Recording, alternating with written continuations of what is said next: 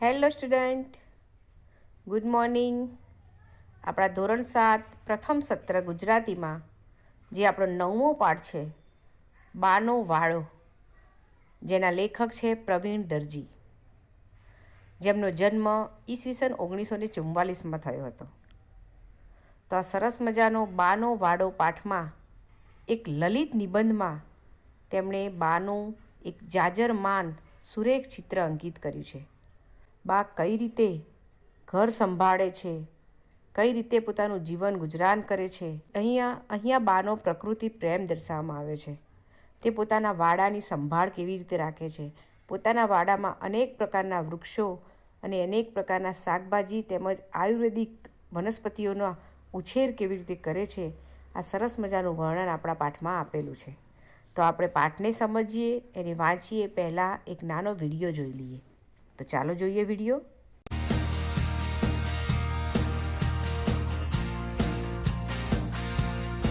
બાને હવે 75 થયા, છતાં બા 75ની લાગે નહીં અને બા એમ સ્વીકારે પણ નહીં.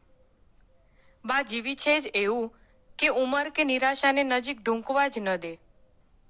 નિરંતર ઉદ્યોગ એટલે બા. બા માટે એક જ શબ્દ વાપરવાનો હોય તો કહું જાજરમાન બા. નીચી, બેઠી દડીની, મજબૂત બાંધાની. આજે પણ એવી જ દમામદાર લાગે. થાય છે બાનો જીવન રસ કયો? કયા મૂળિયામાંથી પોષણ મેળવતી તે આજે પણ કાળની તડકી છાંયડી વચ્ચે પ્રસન્ન અને ઉદ્યમી રહી શકી હશે? દસકા પૂર્વે બાપુજીનું અવસાન થતાં અમારા જીવનઘરનો તોતિંગ મોભ તૂટી પડ્યો હતો. હું ધારતો હતો કે હવે બા ભાંગી પડવાની. 5 વર્ષ માંડ કદાચ જીવે તો પણ અંદરથી તૂટી ગઈ હશે. સૂકા ઘાસની પત્તીની જેમ આમ તેમ ફંગોળાતી રહેશે. પણ ના, એવું કશું જ બન્યું નહીં. બા સમયને જીરવી ગઈ, જીતી ગઈ. હૃદયના ભંડકિયામાં આંસુની બધી ખારાશ અને જખમોને ભરી દીધા. પોતાના કામઢા વ્યક્તિત્વને અડપાવા દીધું નહીં. પિતાજીની વાત નીકળતા સુખનો અતિરેક થતા બાની આંખ ભીની થઈ જતી, અવાજ તરડાઈ જતો. આ બધું તારા બાપા હોત અને નજરો નજર જોતા તો કેટલા ખુશ થતા. દુખિયારો જીવ સુખ જોવા જ ન પામ્યો. મને મૂઈને શું કામ જીવાડી? બસ પછી બા ચૂપ થઈ જતી. થોડીક પળો પછી પાછી સ્વસ્થ વાદળ જેવું મન કરી દેતી. બા વીતી ગયેલા દિવસોના રસ્તે નિમિત્ત મળતા આવીને ઊભી તો રહે છે, પણ ત્યાંથી ઝડપથી નીકળી પણ જાય છે.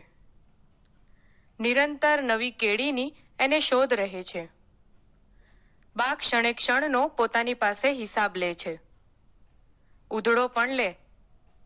બીજા કરે કે ન કરે એ એનું કામ કરીએ જ જાય.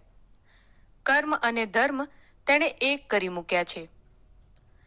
બાના જીવન સ્ત્રોત વિશે વિચારતા ઘણી બધી બાબતો મનમાં આમ તો ઉમટી આવે છે, પણ એ સર્વમાં મોખરે મૂકી શકાય તેવી બાબત વાડાની.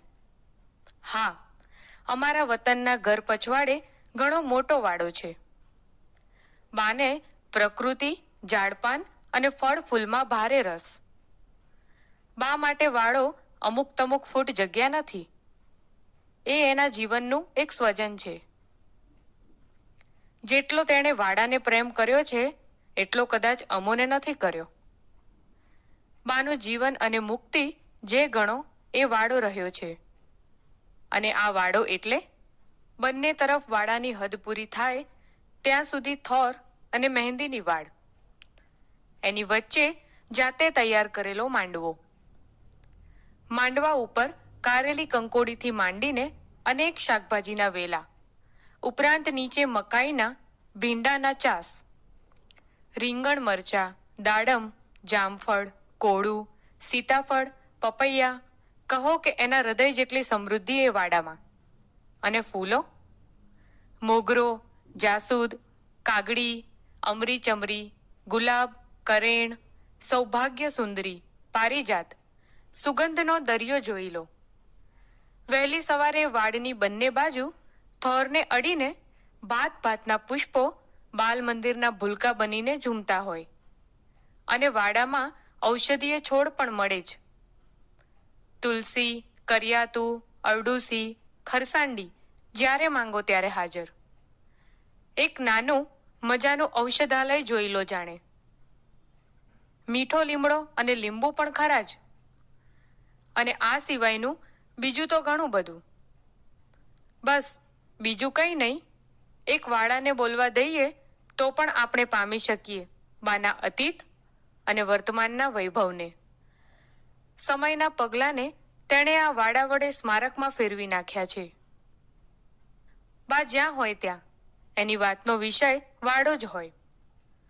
વાડામાં ઉગેલી અને હવે થનાર વનસ્પતિ વિશે પણ બધો નકશો જીભના ટેરવે. બા જ્યાં જાય ત્યાં એની થેલીમાં વિવિધ ફૂલો, ફળોના બી મળે. ક્યાંકથી લાવે, કોઈકને ખૈરાત કરે.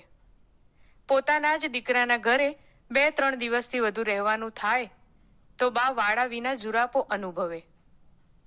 વાડાનું શુંય થઈ ગયું હશે, ભૂંડ પેસી ગયા હશે, વાંદરાઓએ ખેદાન મેદાન કરી નાખ્યું હશે, લોકોએ આડેધડ ફૂલો ચૂંટી લીધા હશે, કાચા અને કાચા લીંબુ કોઈ લઈ ગયું હશે, વગેરે વગેરે. બા બેચેન થઈ જતી અને અમુક દિવસે તો તે કોઈનુંય માન્યા વિના વાડાના લગાવને કારણે મક્કમતાથી ચાલી નીકળે. વતન જઈને જ જંપે. પછી વાડો ખુશ અને બા પણ ખુશ. બાને છાબડી ભરી ભરીને મંદિરમાં ફૂલો મોકલતા મેં જોઈ છે. સવારે વારા ફરતી 10 થી 15 જણ આવે. એ સૌને માટે બા પહેલી સવારે ઉઠે, ફૂલો ચૂંટે અને પિત્તળની ચકચકતી થાળીમાં એકઠા કરી રાખે. પછી આવનાર દરેકને તે સરખા હિસ્સે હોંશે હોંશે આપે. બાનો ચહેરો ત્યારે આશકા જેવો નિર્મળ બની જતો. મીઠો લીમડો લેવા તો ફળિયા ઉપરાંત આખું ગામ આવે. બા બધી વેળા જાતે લીમડો તોડીને આપે, કામ પડતું મૂકીને. ક્યારેક જ એના ચહેરા ઉપર ક્લેશ જણાય. નહીં ગમતી કોઈ વ્યક્તિ આવી પડે ત્યારે છતાં એને લીમડો તો આપે જ. લીંબુ લેવા ઓછા જણાવે, પણ ભદ્ર નોકરિયા તો પેટમાં વીતે છે, તાવ આવે છે એવા બહાના કાઢી બા પાસે લીંબુ લેવા આવે. બા આનાકાની વિના આપે, પણ અંદરથી સમજે બીમારીનું તો બહાનું છે, મૂળે તો મફતિયું શરબત પીવું હશે ને. બા એ રીતે ભોળી નહીં, ભલી ખરી. પપૈયા, જામફળ અને શાકભાજી તો તે રીતસર લૂંટાવે. અમે શાળાએથી ઘેર આવીએ એટલે 2-3 દિવસે થેલી લઈને અમુકના ઘેર એ શાકભાજી આપવા અમોને મોકલે. ખાયા સો ખોયા, ખીલાયા સો પાયા, એ જાણે બાનું જીવન સૂત્ર રહ્યું છે. બાને છોડની માવજત કરતી જોવી એ પણ એક લહાવો છે. નળ તો ગામડે હમણાં થયા. પહેલા તો કુવેથી જ ચાકડી મારફતે પાણી ખેંચી લાવવું પડે. બા તે કરે. એકે એક છોડ, ક્યારો તૃપ્ત થાય ત્યાં સુધી એ પાણી રેડે. એ છોડને જાતે ગોળ કરે. સવારે ઉઠીને ભેગું કરેલું છાણ છાણિયા ખાતર તરીકે વાપરે. લીંબુ વગેરેમાં ચામડાના ટુકડાઓ દાબે. દરેકે દરેકની પૂરેપૂરી રોજે રોજ કાળજી લે. વાડાના વાતાવરણમાં એકાદ છોડમાં પણ ક્યાંય ફરક પડે તો બાને તેની તરત જાણ થઈ રહે. બાને સાચે સાચ પામવી હોય તો વાડાની અડખે પડખે જ પામી શકાય. એમ હું ખાતરીબંધ કહી શકું.